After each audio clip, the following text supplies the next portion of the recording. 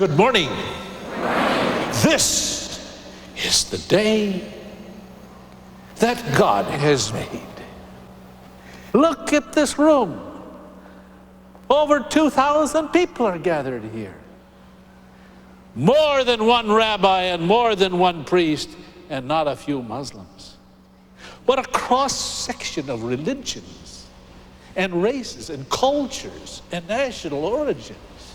The United States of America is the most religious country in the West.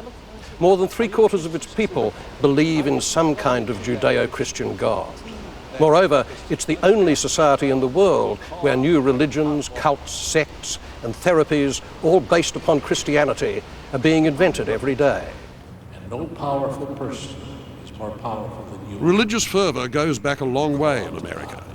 The ministry that built this high-tech megachurch dates back to the 17th century. It was the early religious missions that played a vital role in the artistic and cultural development of America.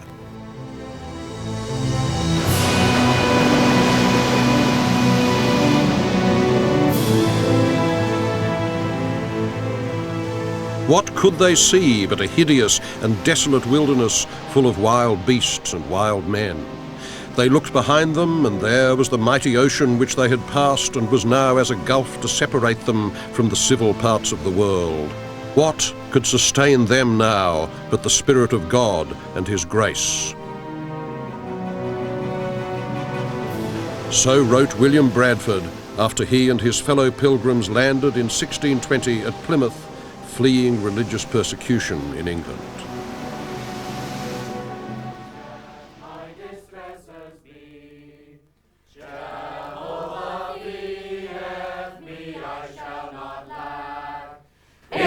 Grassy folds he down doth make me lie. He gently leads me quiet waters by. He doth return my soul for his name's sake. In paths of justice leads me quiet lie. It is now no time to pamper the flesh, live at ease, snatch, catch, scrape and pill and hoard up, but rather to open the doors, the chests and vessels, and say, brother, neighbour, friend, what want ye? All the year round, tourists come in droves to this late 20th century reconstruction of the first Plymouth colony. After all, the ancestry of about 15 million Americans today began in, or perhaps behind, the lost originals of these primitive huts. Here it is always 1627, 7 years after the Mayflower arrived. Nothing remains of the original Plymouth, and this is an elaborate facsimile built on the coast nearby, historically, ecologically and technically accurate down to the last sheep and shoelace and sawpit. The Pilgrims were the most radical wing of 17th century English Puritanism. They were, in effect, the Protestants' Protestants. They regarded mainstream Anglicanism as just as impure and hopelessly corrupt as the Church of Rome, and they wanted to make a fresh start, on a clean slate, over here in the New World. Almighty Jehovah, we pray that thou wilt look down upon us this day and hear the prayer of thy faithful, O Lord. Thou hast oft brought us many blessings here in this wilderness. From our first coming into this land, O Lord, thou hast brought us out of this wilderness. You have a well-made house, you have delicious food, you have silverware and books and pottery and everything that domestic life requires, except it seems one thing. I don't see any pictures here. Why is that? We are not like those Dutchmen. Having lived in Leiden, I can assure you, sir, you might find there fine paintings upon the walls of a man's house. It is a great fashion.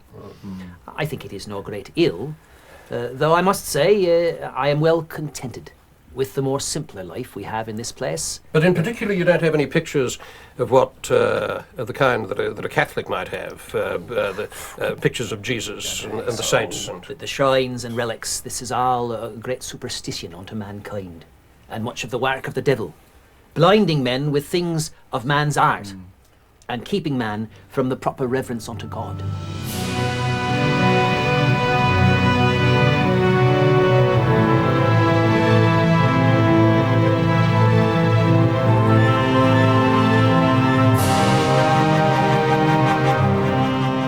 The first colonists in the 17th century saw the unexplored land as a blank slate on which they could write their designs and find their chance to create utopia. And their visions of what such a place might mean have left indelible traces on the identity of modern America.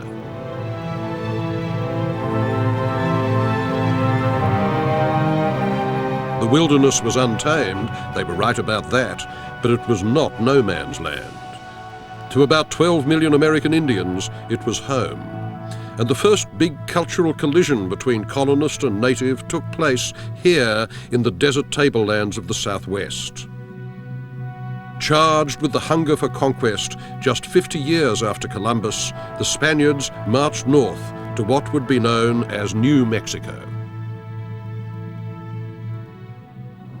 The Spaniards thought they would find infinite gold as Cortés and his conquistadores had in Old Mexico.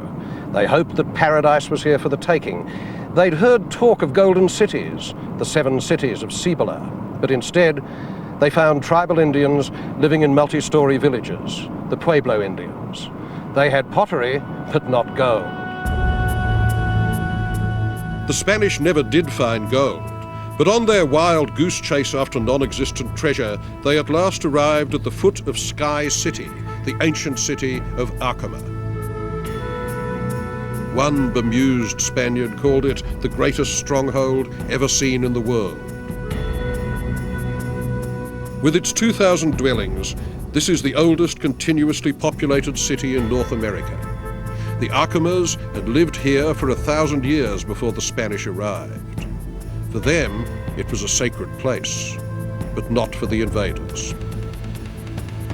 In 1599, the Spanish massacred most of the Acomas and sold the rest into slavery. Yet the Acomas built up their community again, and their descendants were persuaded by the Franciscan missionaries to build an immense shrine on the rock to their god, the Catholic God.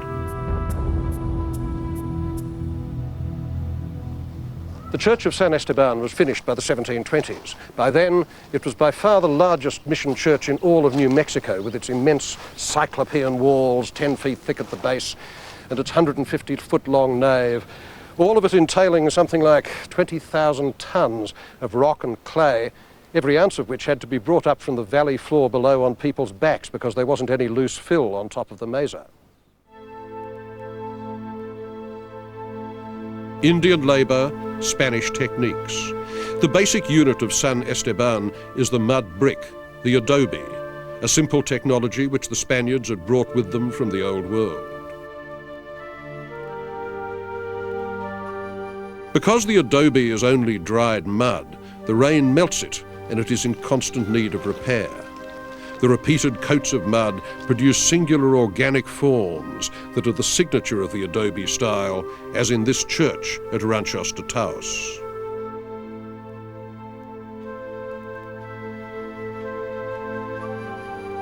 "70 years ago, these fluid shapes would inspire the work of modernist artists like Georgia O'Keeffe.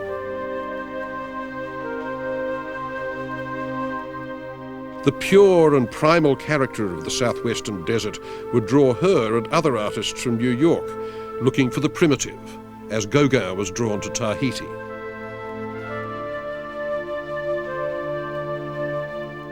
"In the magnificent fierce morning of New Mexico," wrote D.H. Lawrence, "the old world gave way to the new."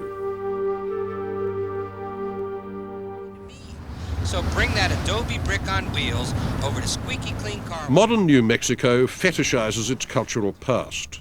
Founded in 1610, Santa Fe is the oldest European city in North America. 1900 Cerritos. But here, the adobe style isn't just pervasive, it's mandatory. The law says you can't build a chain store or a gas station unless it's in the manner of a 17th century mission church. This goes hand in hand with the artiness of the place, stuffed with every kind of pious ethno-kitsch displaying its multiculti credentials.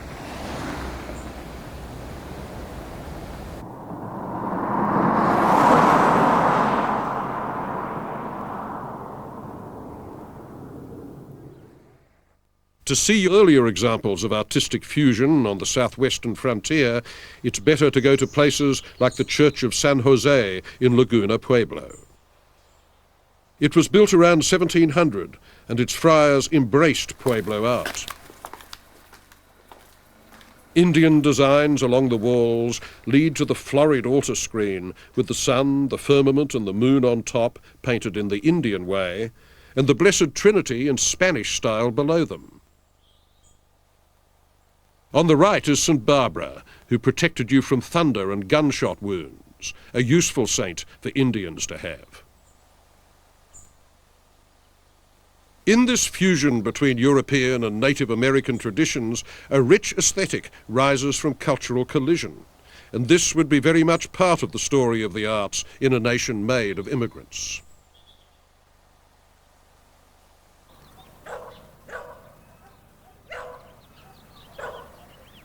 The priests secured the frontier. Then came Spanish settlers. They built their big, self-contained farmhouses or haciendas like fortresses to withstand attacks from hostile Indians. Made of adobe, most of these have perished, and this is one of the few that remain, Casa San Isidro. The early Spanish colonists led isolated and harsh lives in a culture of survival propped up by faith. Today, this is the home of Ward Allen Minge.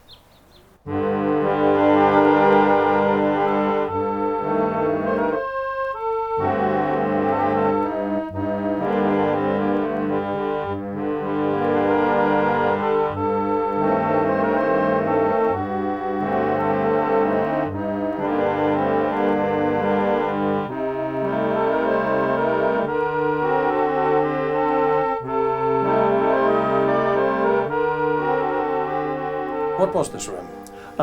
This happens to be a chapel. I suppose it seems strange to us nowadays, but in the old Spanish homes, especially if they were large enough with a large family, they often had their own chapels such as this. It's very plain, actually, by those that you might find in Mexico or Spain, but it reflects, I think, the hard life that the settlers had here in New Mexico. When the colonists, including the missionaries, were here, they were pretty much on their own, weren't they? That's true, and the isolation is what many of us feel has resulted in a rather unique cultural expression that we find in this area.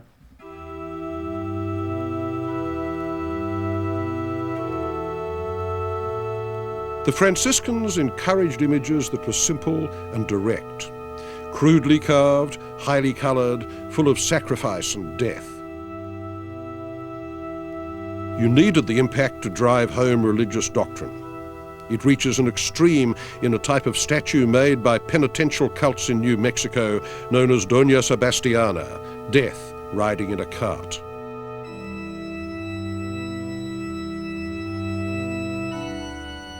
This skull-headed crone wielding her bow and arrow is Eros reversed.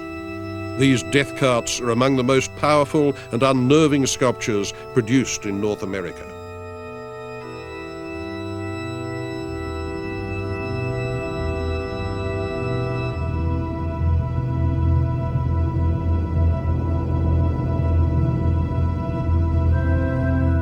The Spanish settlers brought to the New World the culture of the old.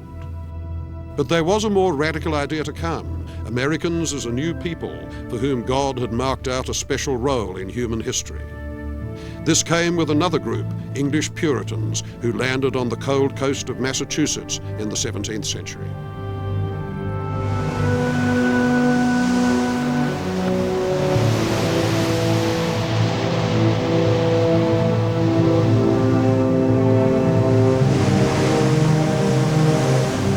The arrival of the Puritans was a truly mythic event.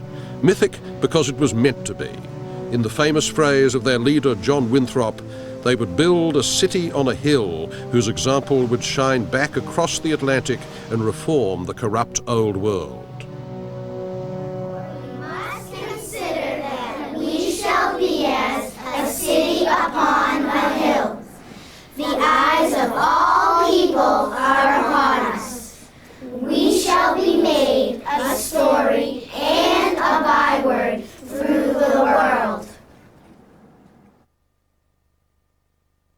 Winthrop spoke those words in mid-Atlantic on board the ship Arbella. He believed his flock had been chosen by God to begin a new phase of human history, a renewal of the story of Exodus. These men, and women too, were biblical fundamentalists. They imagined their leaders as Moses, as Abraham, as elected saints. They were the first to call themselves Americans, and the society they created has proved absolutely basic to the way Americans imagine themselves today.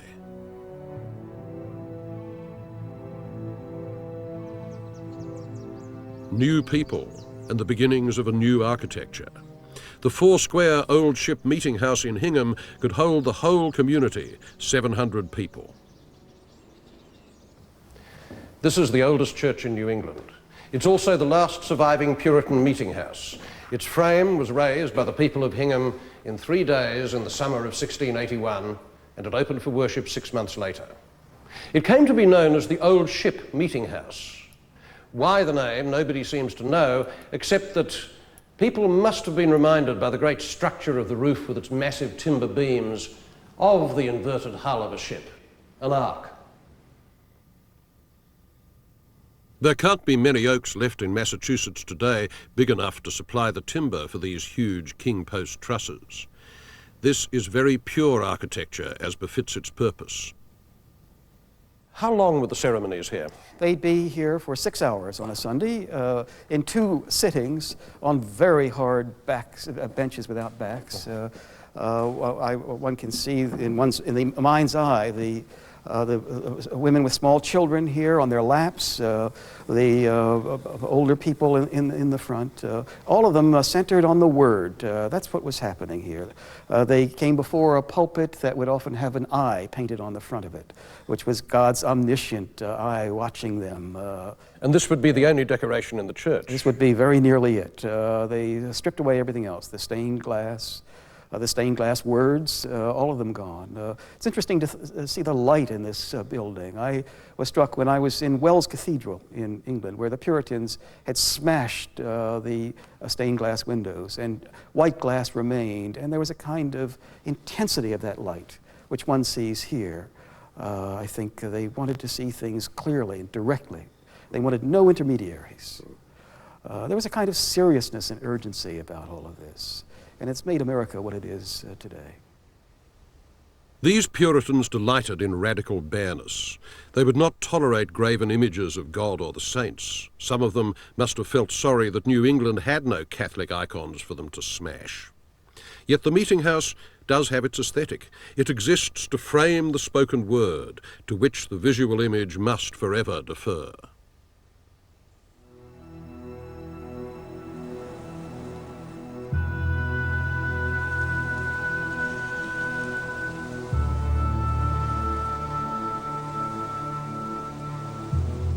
Simple gravestones were their only religious art and their only sculpture. Puritan society was fixated on death to a degree that modern Americans can hardly imagine. Today, we sweep death under the carpet. Then, it held the foreground of social life.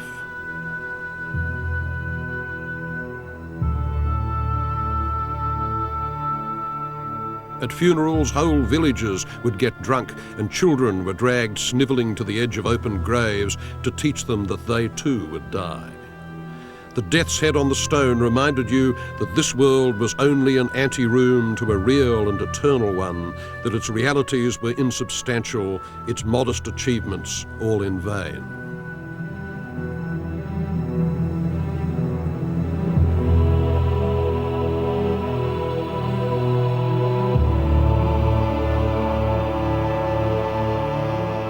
The Puritans were at least as superstitious as the Indians whose beliefs they scorned. In their world, nothing was accidental. Good was part of God's plan, evil was the result of diabolic conspiracy. They lived in a world of omens and portents. They were obsessed by witchcraft. This hysteria started in 1692 during the ministry of Parson Joseph Capon. His house still stands in the small village of Topsfield. He was one of the few to try and save those accused as agents of Satan in the famous Salem witchcraft trials.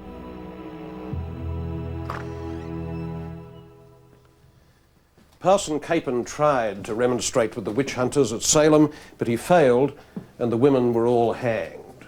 His house in Topsfield still stands, and it gives you, with these low ceilings and the heavy beams, a strong sense of the kind of world that these people were constructing for themselves. Intimate and close-knit, and designed to keep the family in and the wilderness out. Built in 1683, the Parson Capon House is probably the best surviving example of Jacobean architecture in America. Its brick chimney was a sign of affluence for the times. The door is double thickness, clinched with nails against Indian attack, and this hanging finial was one of the few ornamental touches. The Puritans didn't invent a severe domestic style to reflect a severe ideology. Many 17th century English houses looked like this. But in other parts of their culture, we do start to see the faint stirring of something that can be called American. Farmer Henry Treat made this chest in 1673 to commemorate his wedding anniversary. So this is really the sort of earliest form of American furniture, a six-board chest. The six-board chest is really the dumbest piece of furniture known to man. It's so simple to make, and yet this shows an early emphasis, a kind of yearning to ornament and to embellish, even amongst people whose situation in life was very tenuous and insecure. This was a frontier community on the edge of the wilderness. It's one of the earliest pieces of American furniture and the earliest piece of Connecticut furniture with its date carved right on the front. From the days when the West was in the East. When the West was in the East, right. Well, when you first see it, it looks like it's just about one notch up the evolutionary scale from a packing case, but what is it? It's pretty much, I mean, it's simple. There's, you know, this is no backwoods Michelangelo here. It's pretty dumb carving, essentially, but it works, and it creates quite an elaborate effect to an otherwise remarkably simple piece of furniture. There seems to have been this kind of love-hate relationship with nature. One imagines the Puritans as sort of 17th century Daniel Boones at home in the wilderness. A truer picture is that they probably hated the wilderness. It was an oppressive presence on all sides of them, and when they were in their domestic environments, in their homes, they wanted evidence of control, of order, and of artifice, so that they took wood and rendered it colorful, carved, decorative, and even mathematically structured.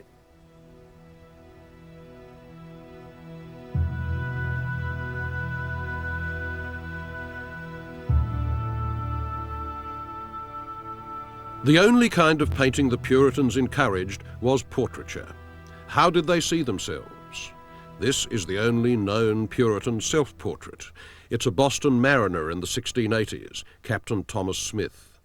The lace at his throat tells you he is well off. The skull that he accepts his impending death. Under the skull, the poem reads, why should I the world be minding, therein a world of evils finding, then farewell world. Such portraits were made as a record, to commemorate a person's social place, to honour his memory after death, and to remind you of the transience of life. Some Puritan effigies, to put it mildly, lack the zing and suppleness of European portraiture. They're awkward shades of virtue, or else they're an index to wealth. These are the Freaks, a pair of New England yuppies in the 1670s. Mrs. Thomas Freak holds her baby, Mary. The nameless painter has done them in an old-fashioned Elizabethan style, flat and formal, but with every detail of lace and jewellery carefully listed. She's a trophy wife, and her minxy little face radiates delight in her status. Her husband, John Freak, a rich young Boston merchant, is just as grandly kitted out with his lace and gloves. Money was a sign of God's approval, so why not show it off? Thus, the Puritans left the first portraits of individual Americans.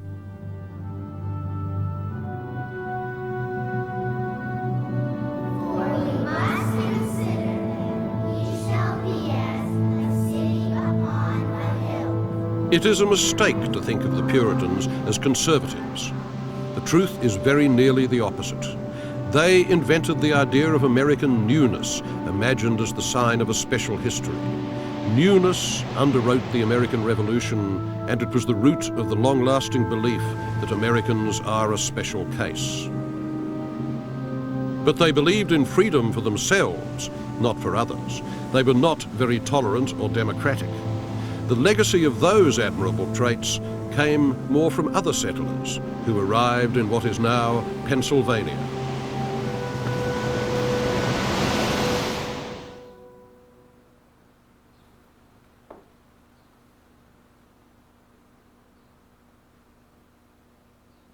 This is a meeting of Quakers.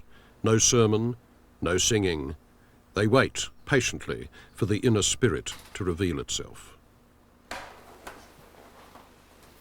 I feel much blessed to be in this room with seekers.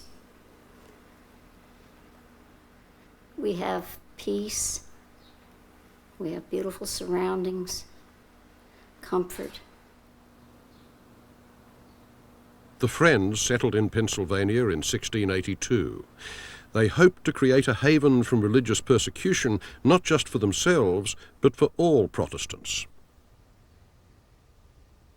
Quakers distrusted the arts, but their ideal of a pluralist society shows in the works of one of their few painters, Edward Hicks.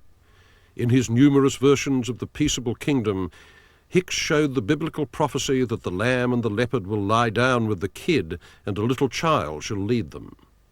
In the background, the colony's founder, William Penn, is signing a treaty with the Delaware Indians.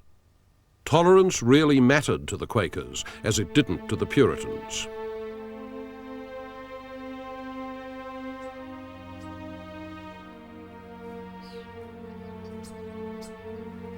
William Penn made Pennsylvania a haven for any and every Christian sect that wanted to create a new life in America.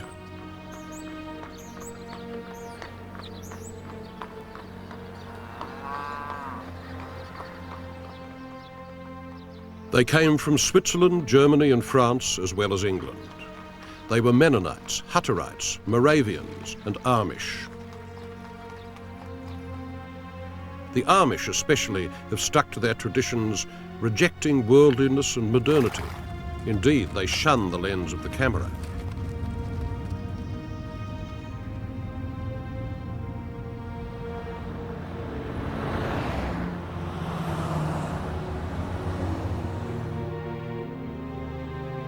The less messianic migrants, known to their conservative neighbours as the Gay Dutch, brought with them the bright heraldic designs of German folk art.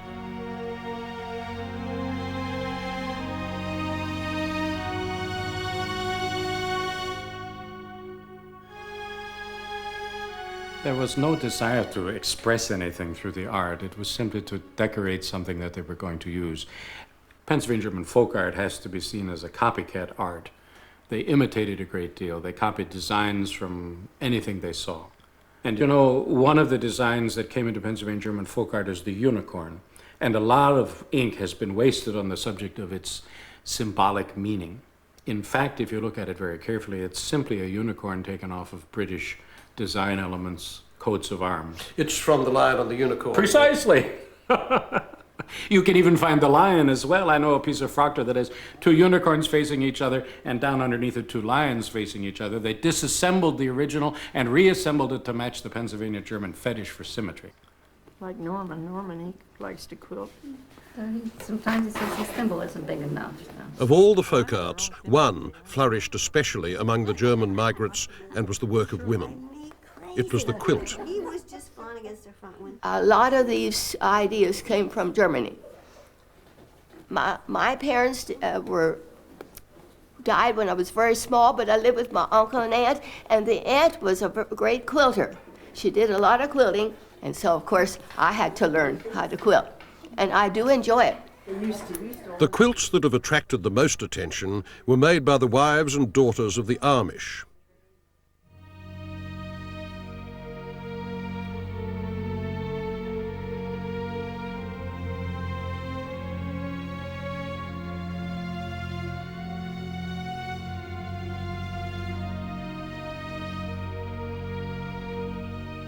They're grandly abstract. You can't look at these Lancaster quilts and think, how cute. You may think, how modern, but no. To the Amish, newness was and is anathema. Nevertheless, the work of these Amish women was as much a part of the story of high aesthetic effort in America as any painting or sculpture. They refute the idea that folk art is just innocent social birdsong.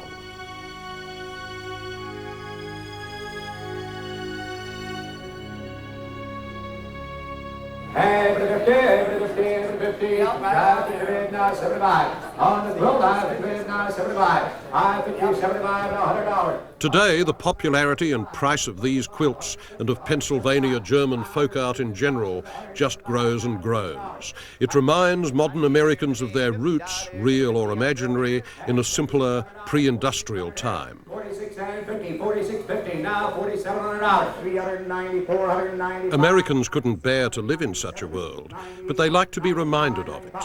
The great example of this is in the work of the Shakers. Everyone wants Shaker objects, but very few want to lead the Shaker life. $100, and the number is 182, right there.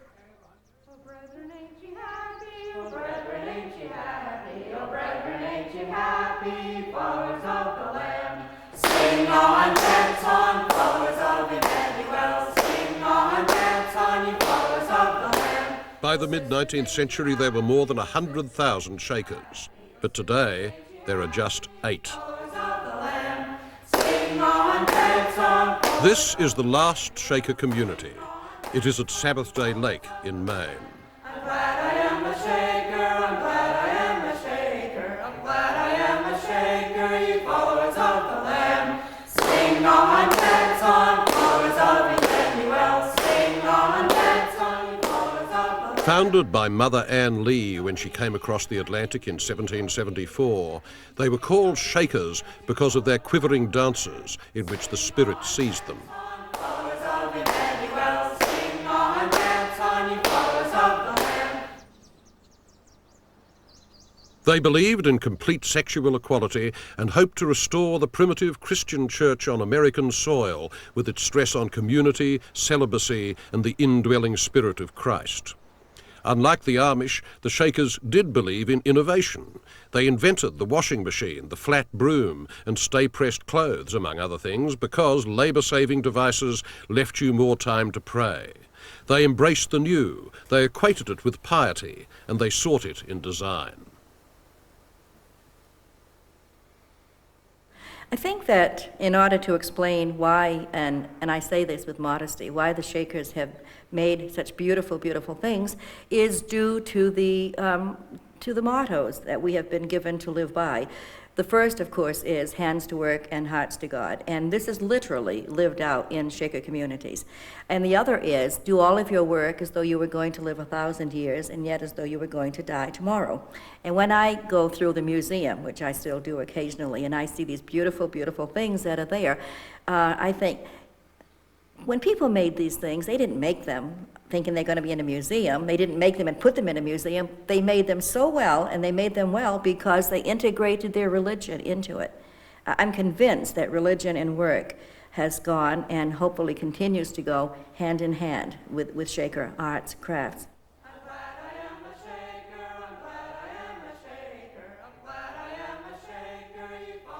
People talk about a Shaker style, but really I guess the fundamental question is use, isn't it? It's what the thing is used for that dictates how it's going to look. Exactly. Form indeed does follow function for a Shaker. And so we have many, many things here that have really stood the test of time for several reasons. One, A, they were made well, and second of all, they've always been used well.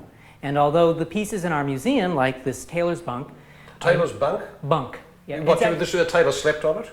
Well, no, actually, it's just good old Maine country terms. It's spelled B-E-N-C-H, but it's pronounced bunk. And this is a piece that is designed for tailoring on, cutting out all of your clothing and cloth. And there's no way of improving on the design? No, it's as simple as can be. Nice, large cutting surface and ample storage underneath. The schools like the Bauhaus and then modern Danish that pick up on it too also saw that likeness, the elegant design, really, that was inherent in just in that the fining furniture. down of proportions. Exactly. I mean, you have the most perfect example of that is a chair that came from the Enfield, New Hampshire community. Literally so light that it can be picked up with one finger. What does that weigh? Probably about 5 pounds. 5 pounds. Oh. And it's set back again, it's totally refined. Flame finials. These were really the finest chairs that were ever produced in any of the Shaker communities. Something that adds to that overall effect too was that they cane the seats. So you have even more air playing through. Even more transparency. Exactly. And a lot stronger than it looks. Very much so. Someone over 200 pounds would not have a problem sitting in this chair or harming it. Well, I'm not going to try it, but... Take my word. Also something else, when we talked about inventions, this was a very practical Shaker invention, and you talk about form and function. People always are going to sit back in their chairs, Yes, no matter right. how you try not to. So what are these? So these are called tilters, ball and sockets. And it allows you to, indeed, tilt. And as you tilt, you see the chair does not actually move. Ah, yes. So you're not going to destroy the chair, so it's not the going to floor. skid forward, yeah. And yeah, probably you also won't go down with it. We will sustain a structure, God's great and glorious plan, which He embraced. These people have sustained the structure, kept intact their utopian vision of religious community. But the broad currents of American history rose around such ideas, isolating them. Their New Jerusalem of no mine or thine, no masters or servants, was the exact opposite of what by then had been created down south in Virginia.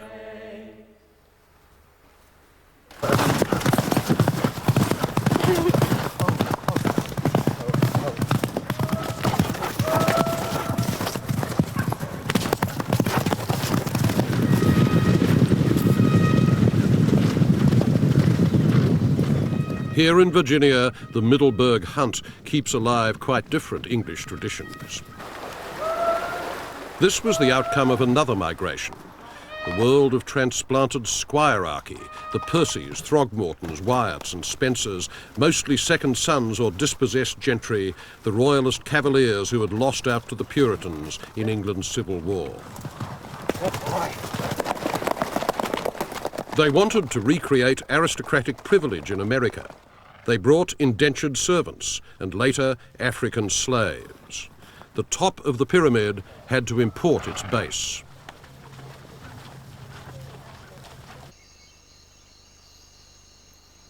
This is Mount Airy, seat of the Taylor family. Mrs. Taylor's forebears came here in the 1680s.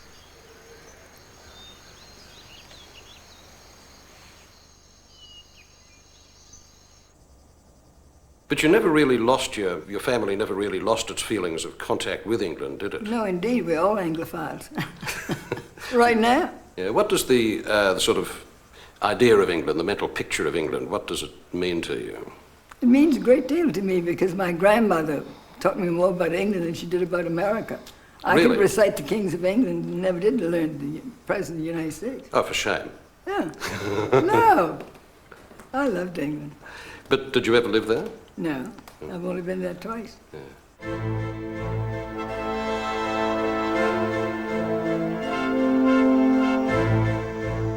Early Virginia was a fantasy. Sir Walter Raleigh promoted it as a Garden of Eden, which aristocrats could colonize without having to lift a finger. Floundering through the salt marshes in embroidered doublets and silken hose, both his expeditions ended in disaster.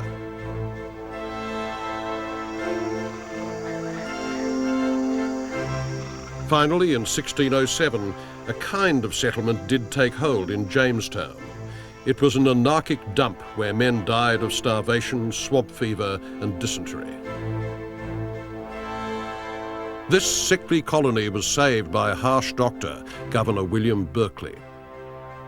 He arrived in 1642 and set about re-establishing the aristocratic order of power and patronage. He recruited royalist refugees desperate to leave Puritan England.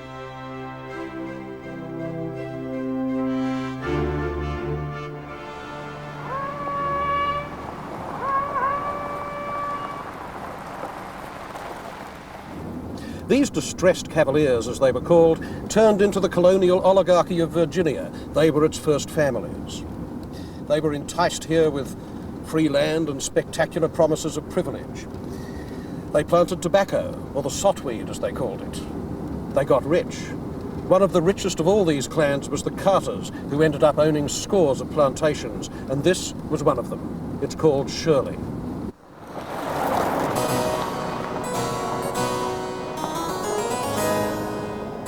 Originally, this front drive used to be the back entrance, and visitors came to Shirley up the James River. When you first see it, you think of the homes of the English Georgian gentry. It started in 1723, a brick box with English Palladian porticos and pediments, topped off with a mansard roof built by French Huguenot carpenters. An odd hybrid which stares across the river with great assurance.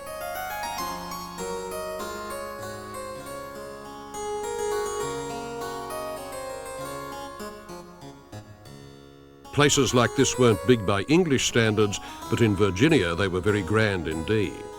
The flying staircase framed a hall where formal dances were held.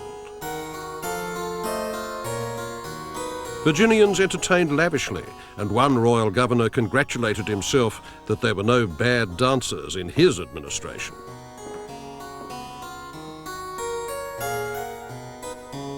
After the ball, they would retire to this parlour to gamble and gossip and perhaps to congratulate their late Governor Berkeley for banning free schools and printing presses. The Puritans had passionately believed in general education. The Southern Cavaliers were against it. It might disturb the hierarchy of class, at whose peak stood men like the patriarch of Shirley, Robert Carter, known as King Carter. He was the richest man in the colony. He owned 1/3 of a million acres and set up his very own church, Christ Church. This is one of the most elegant classical buildings of the early 18th century in America, but nobody knows its architect's name. Its detail is perfect, right up to that massive, slightly flared hip roof cushioned on its cornice.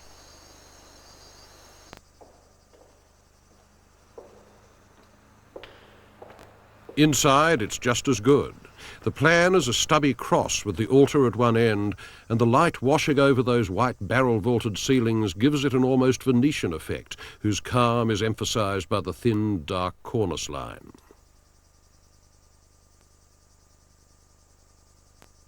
The sermons from this pulpit, unlike Puritan ones, were mercifully short.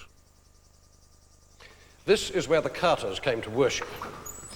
The sides of its pews are the highest of any church in America, and this served a double purpose. First, it enabled the Carters to concentrate without distraction upon the word of the Lord coming from the pulpit up there, but secondly, it stopped the lower orders from peering in on them. This society of deference and hierarchy was scoffed at back home by the English. They saw through this wannabe aristocracy and its pretensions, and indeed, the way Virginians pictured themselves was largely a fantasy.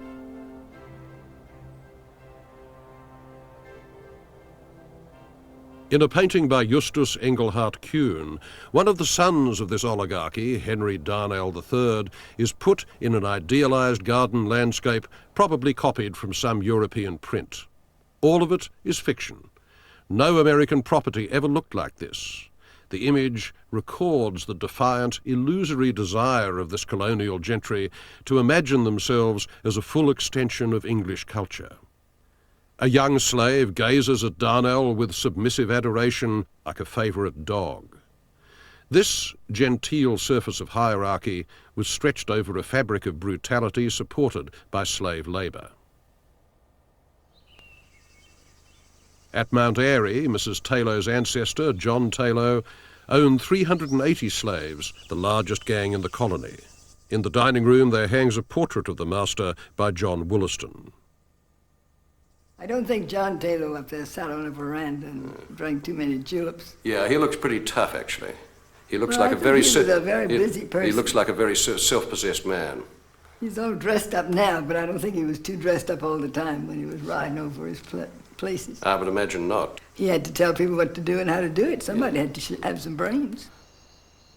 And so some Virginians could pursue their ideas of freedom in this newfound land. Realizing freedom, however you defined it, was the basic desire of all these early colonies. And after religion, the second freedom was the liberty to create wealth. And culture followed money, as it always does.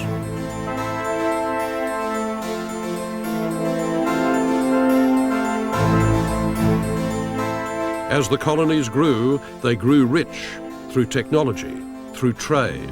In the 18th century, Massachusetts and Pennsylvania swelled in foodstuffs, metals, tea from China, slaves from Africa, rum from the Caribbean. Wealth and worldliness. But most of the material culture remained steadfastly English in appearance. While the colonies started to pull away from England, cultural independence didn't come in a rush. It was gradual, and signs of it appear by the 1760s like small portents.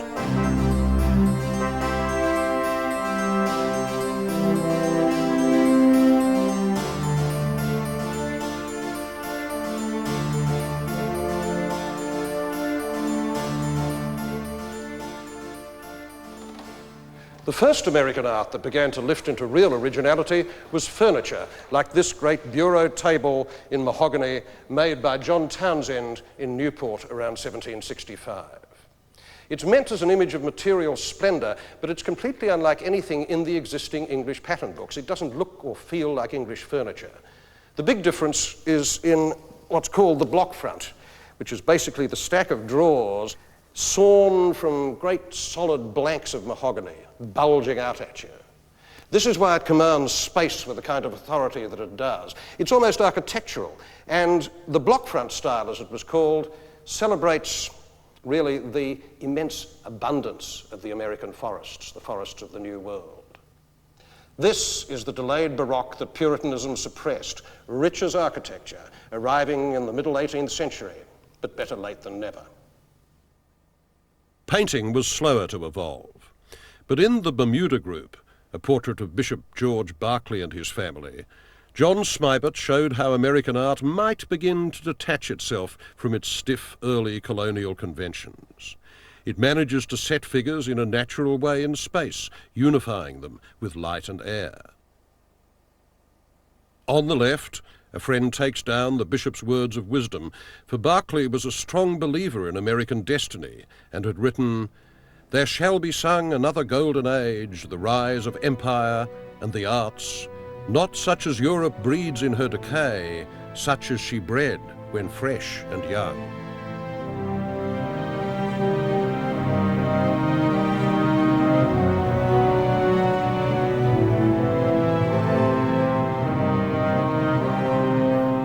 By the end of the 1760s in the east of America, the tide of religious zeal had ebbed, but the desire for liberty which had brought so many diverse colonists to these shores remained. It was so strong that it was a wonder to Europeans, one of whom, a visiting Frenchman named St. John de Crèvecoeur, posed a famous question.